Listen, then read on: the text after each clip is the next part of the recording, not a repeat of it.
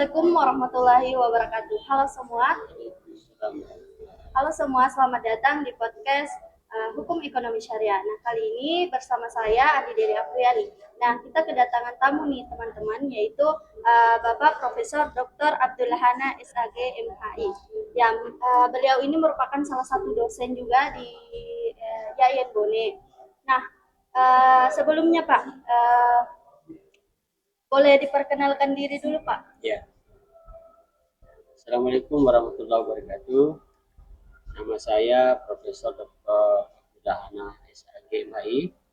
Kebetulan saya diamanahi sebagai Dekan Fakultas Ekonomi dan Bisnis Islam di IAIN Bone. Yang sebelumnya juga pernah sebagai Dekan Fakultas Syariah dan Hukum Islam, kurang lebih 2 tahun.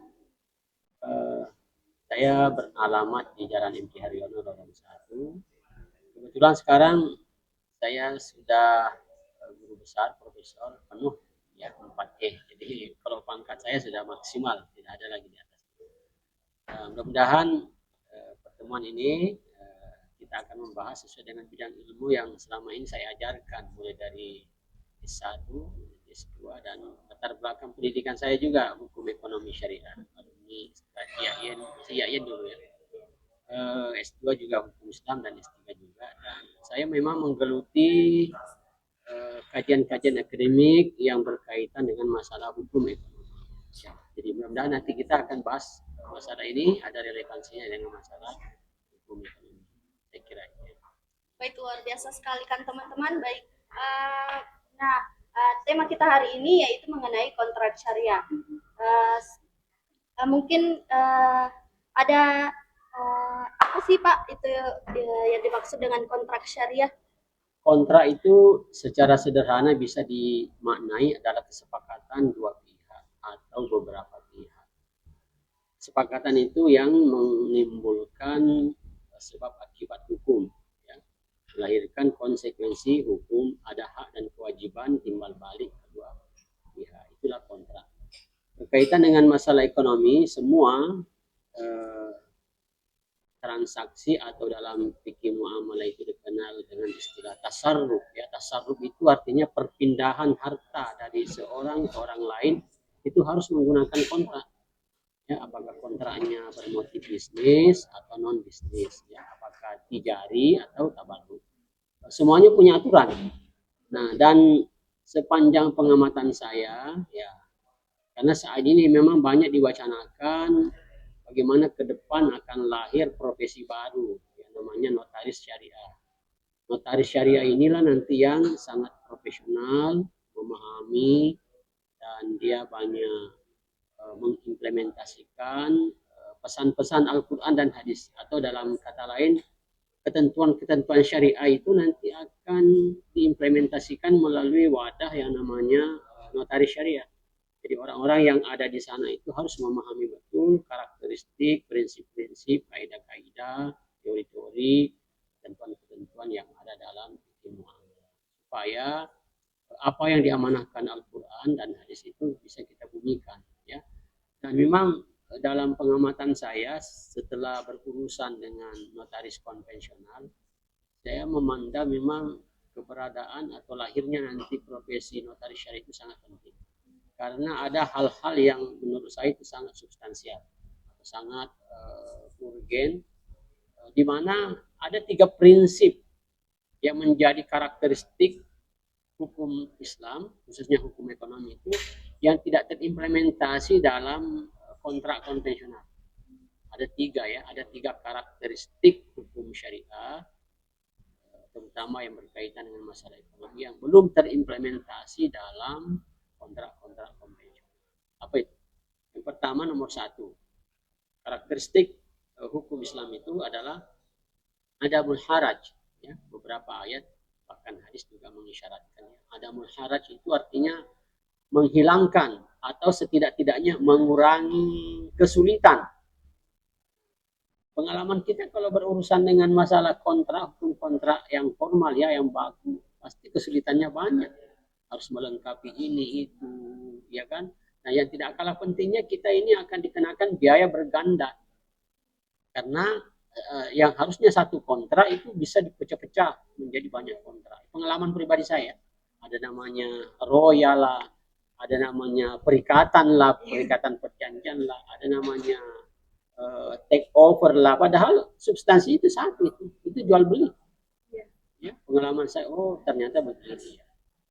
Harusnya cukup dikenakan satu kali biaya saja, biaya kontrak jual beli, tapi tidak, dia bisa paling tidak itu bisa ada 3 dokumen yang harus dibuat, ya.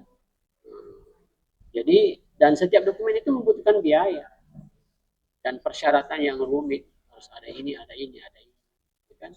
Dan kalau kita misalnya mengambil kredit di bank, kan harus menggunakan jasa notaris, kan? Padahal bank itu lembaga resmi. Dalam ekonomi syariah tidak perlu pihak lain terlibat. Cukup pihak bank dengan pihak nasabah membuat kontrak, dan kontrak itu sudah cukup, lebih dari cukup. Tidak perlu lagi melibatkan. Kan itu sudah sah dan itu sudah sangat kuat konsekuensi hukumnya. Karena yang membuat itu kan lembaga resmi.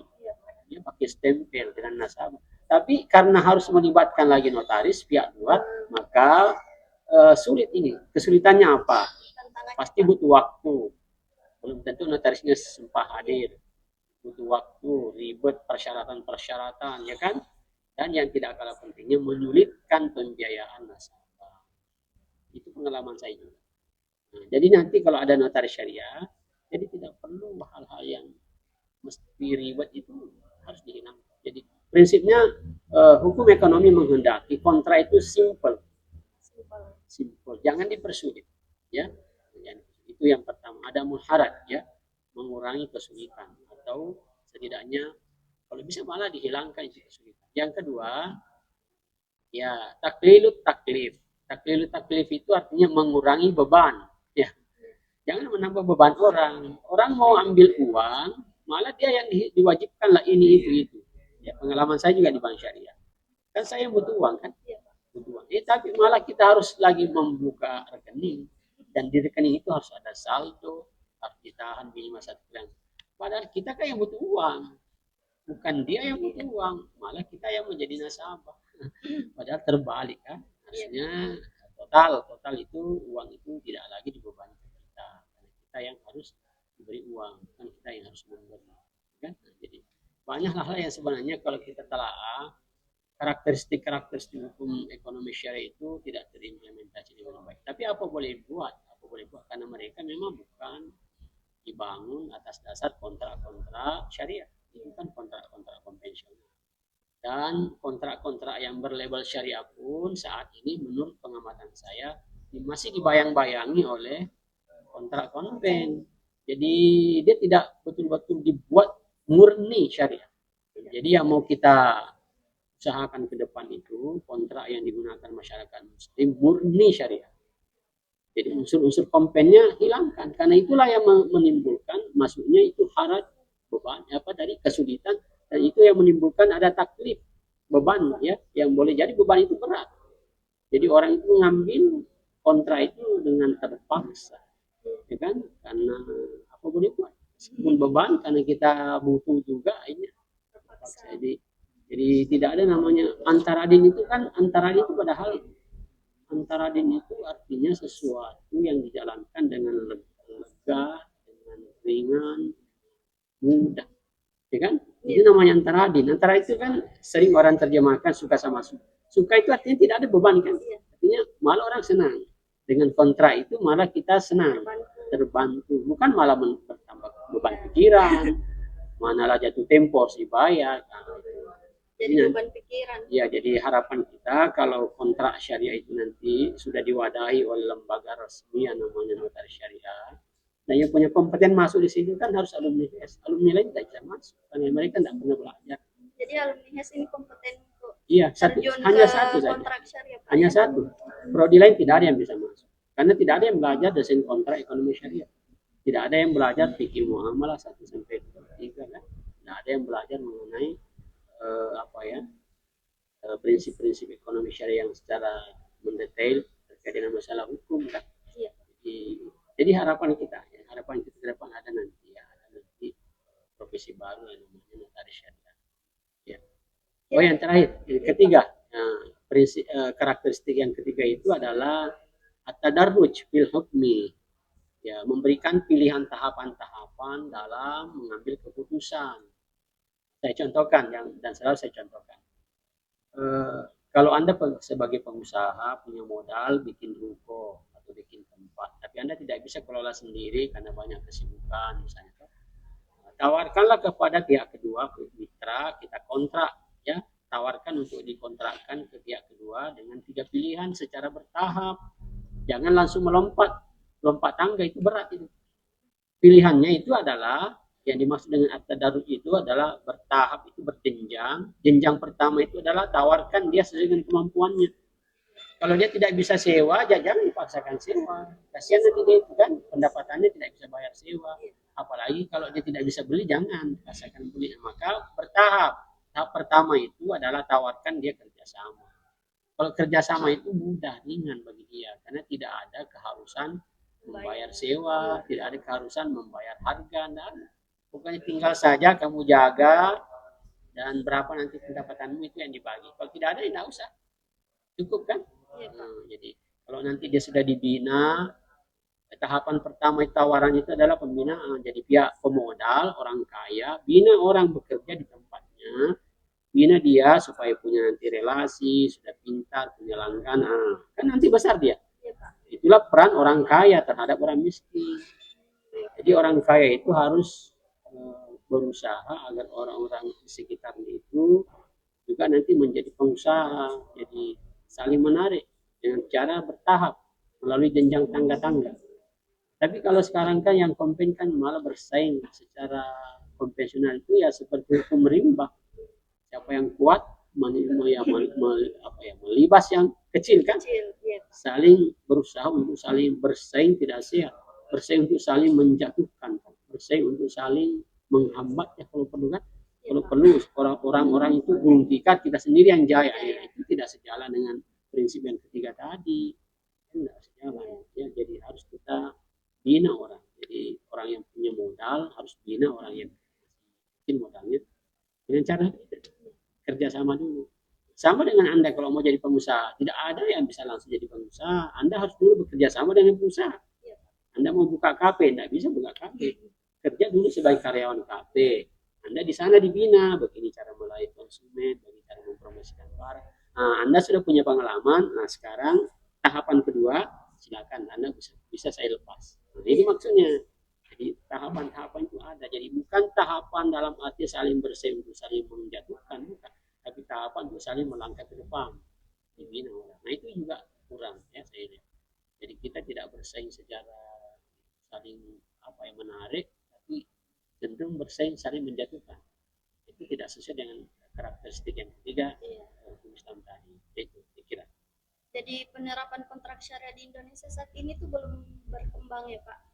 Tapi ya meskipun secara formal lembaganya belum ada, karena belum ada notaris syariah, tapi sudah diwacanakan, sudah berkembang wacana-wacana itu sampai di level nasional bahkan internasional. Tinggal sebenarnya butuh pressure, butuh dorongan dari bawah, inspirasinya dari akademisi, nanti itu dilanjutkan oleh para legislatif ya. Maunya itu ada suara-suara yang suarakan di legislatif, di DPR, sarankan ke pemerintah agar nanti ruang baru kan bukan terlanjur. Mumpung memang sekarang ini lagi trennya ya, ekonomi berbasis syariah itu kan trennya sudah naik kan, statistiknya itu kan terus cenderung naik terus. Nah, mumpung untuk membarengi itu sekalian buka lagi ada notaris syariah, jadi tidak lagi tidak lagi terjadi semacam overlap ya, yang tidak relevan. Kira-kira Pak, solusi apa nih yang bisa diberikan agar kontrak syariah ini bisa berjalan lebih berkembang lagi di Indonesia Pak? Nah, kan ada namanya ekonomi kultural, ekonomi yang berkembang di bawah. Ada ekonomi formal, kelembagaan ya, seperti bank syariah itu sudah masuk wilayah ekonomi formal, pegadaian syariah, asuransi syariah, itu sudah formal. Menuju ke sana kita harus mulai dari kultur. Artinya kita jadikan itu budaya, kita jadikan itu tradisi kebiasaan masyarakat sudah menggunakan kontrak-kontrak syariah meskipun dia statusnya masih termasuk dalam hukum itu masih kategori kontrak di bawah tangan. Kenapa dikatakan kontrak di bawah tangan? Karena tidak ada wadah resmi, ya kan? Belum ada, makanya kita harus bumikan itu. Kita alumni HES itu sudah harus terbiasa membantu keluarganya setidaknya, siapa saja ya.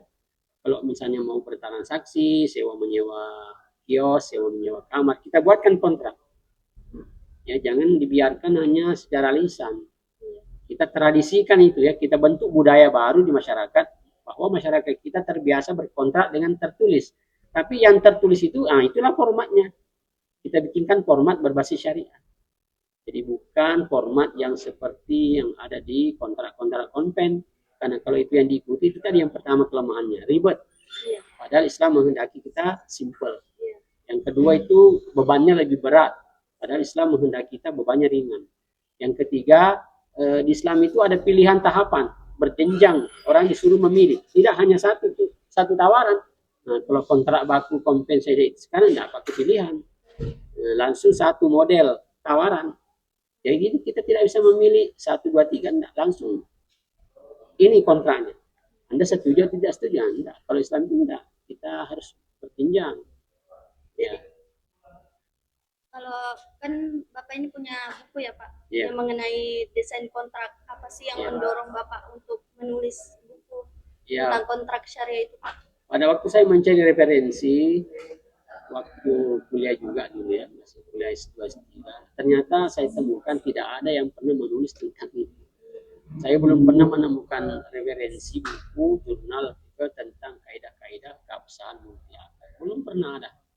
Jadi karena itu sebabnya setelah saya menulis buku ini, ternyata buku ini diminati oleh penerbit di Jogja itu, tawarkan ke saya agar dia terbitkan terus itu buku, dia jual dengan perjanjian, ya saya juga kontrak dengan dia 50-50, bagi hasilnya 50-50. Setelah potong biaya operasional, kan misalnya biaya cetak buku 70.000, dia jual 100, berarti kan 30 untungnya. Dan 30.000 untungnya itu untuk saya 50%. Ya, dia bilang ini buku belum ada memang. Jadi dia disebar itu sudah banyak yang pakai. Ya. Termasuk yang paling banyak pesan ke saya itu pribadi itu hakim pengadilan agama. Itu referensi ketika dia memutuskan perkara, ya itu ada referensi bacaan-bacaan. Ya. Kalau misalnya pakai yang berarti belum ada sumber daya manusia yang kompeten di pengadilan agama untuk kan memang baru ya, kompetensi untuk mengadili atau menyelesaikan sengketa ekonomi kan baru. Hakim-hakim yang pernah diangkat itu kan semua HKI ya, basisnya itu HKI. Ya baru beberapa tahun terakhir bisa masuk kan. Dulu kan belum memang diakomodir dulu kan. Jadi hakim-hakim yang terlanjur berbasis atau latar belakang pendidikannya hukum keluarga, ya mau tidak mau mereka akan didiklat latihan tentang ekonomi syariah. Jadi memang mereka perlu belajar ya. Jadi mahasiswa alumni HES ini punya peluang ya Pak? Ya bisa jadi hakim. Jadi, bisa nanti mendaftar untuk jadi hakim pengadilan agama. Sama dengan HKI. Sama peluangnya sama. Jadi panitera, jadi pegawai di pengadilan agama sama peluangnya. Ya. Terakhir nih Pak, kalau boleh milih kontrak apa sih yang paling inovasi menurut Bapak untuk diterapkan? Yang paling banyak dipraktikkan masyarakat itu kan ya jual beli ya. Seringkali terjadi jual beli baik yang nilainya besar maupun yang kecil-kecil. Terutama kalau kontrak ini menyangkut harta yang berpotensi banyak yang mengklaim sebagai punya hubungan hak, seperti tanah, ya, rumah, kendaraan, kendaraan. Ini menurut saya sangat penting dibuatkan kontrak tertulis. Ya. Kalau kebiasaan masyarakat kita di desa-desa itu kan enggak, ya, dia hanya secara lisan.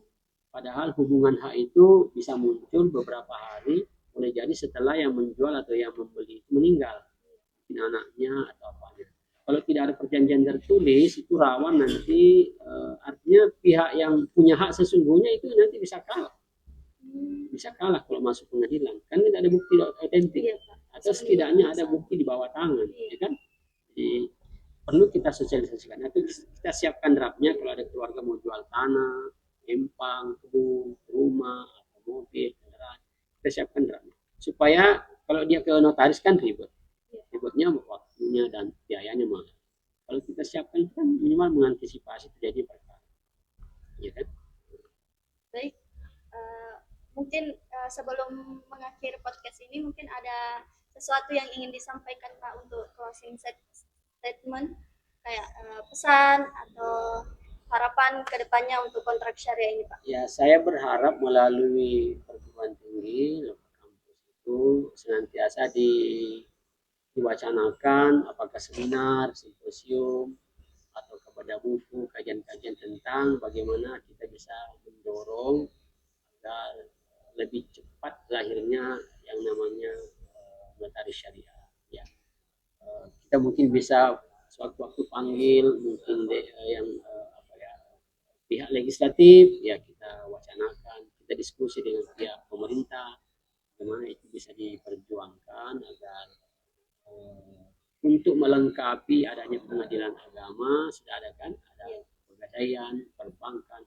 Rasa-rasanya tidak ada pendamping kalau tidak ada notarisnya, Iya Pak. ya kan? Iya. Ya, jadi memang butuh lembaga tersendiri dan mandiri yang bisa nanti dia menangani berbagai lembaga ekonomi syariah dan lembaga keuangan syariah.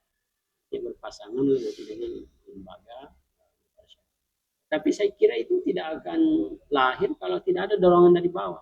Ya, dari akademis inilah ya, bikin kegiatan apa namanya kan, seminar atau apa, bikin dialog ya, audiens dengan siapa, ya kan, sampaikan pendapatnya. Dan kalau itu terjadi ya, saya kira itulah sumbangsi kita. Ya, hasil karya kita ya untuk negara ya, saya kira itu bagus ke depan. Dan alumni HES juga berperan penting ya Pak. Saya kira yang harus menjadi ya apa namanya yang leading sektornya ya, penggerak utamanya memang harus HES. Karena peradilan kan lain bidangnya kan. Iya Pak. Jadi HES ya cobalah sampaikan ide-idenya ya ke siapa saja yang punya kaitan ya. Tapi yang terakhir itu, saya ingin agar alumni HES itu semuanya punya di filenya itu semua ada contoh-contoh kontrak yang siap untuk digunakan. Ya, untuk masyarakat untuk ya Pak. masyarakat dulu. Dan Membantu kalau masyarakat. ya, jadi kalau secara formal belum, karena butuh regulasi sebagai payung, ya secara kultural itu sudah mumpuni di masyarakat. Saya sendiri sudah lakukan kalau ada kontrak saya, tapi itu pribadi saya dengan mereka dan keluarga di sini kan semua orang punya keluarga kan, ya, misalnya utang piutang, buatkan dia perjanjian utang piutang karena sering terjadi masalah ya, ya Pak. sampai ya jadi ada masalah. Sering saya dapat itu utang piutang sesama keluarga kan terlalu tinggi rasa percayanya, tapi yang paling akrab itu mungkin orang tua dengan anak saja, maaf, orang tua dengan orang tua. Tapi kalau salah satunya sudah meninggal, boleh jadi hubungan paman dengan ponakan-ponakannya ini mungkin sudah beda. Ya kan, psikologinya sudah beda. Akhirnya dulu dia bisa saling memaklumi, tapi mungkin kondisi sudah berubah. Tuntutannya anak-anak ini misalnya ponakannya butuh uang, tapi bisa saja itu omnya terlalu apalah ya, tidak bisa. Ya, jadi kalau ada perjanjian tertulis, hal-hal yang memungkinkan terjadi dituangkan di situ di kontrak. Jadi jelas ya Pak. Iya, untuk mengantisipasi terjadinya ini dituangkan sehingga begitu ada masalah perlihatkan apa yang pernah ditulis. Nah ini tulisan begini, ya kan, jadi tidak bisa ngomong lagi. Ada buktinya. Ada bukti bahwa ini dibayar misalnya begini kan. Ya. Baik teman-teman, itulah tadi podcast bersama Profesor Dr. Abdullah Yana SAG MHI. Sangat luar biasa bukan teman-teman? Apalagi kita bisa mendapatkan ilmu yang sangat luar biasa dari Profesor Dr. Abdullah Yana SAG MHI. Dari podcast ini kita bisa mendapatkan pemahaman yang lebih mendalam mengenai kontrak syariah. Terima kasih banyak Pak atas waktu dan ilmunya yang sangat berharga. Dan kepada teman-teman, semoga video ini dapat menjadikan teman-teman mendapatkan ilmu yang lebih banyak lagi. Selamat sampai jumpa di video selanjutnya. Assalamualaikum warahmatullahi wabarakatuh.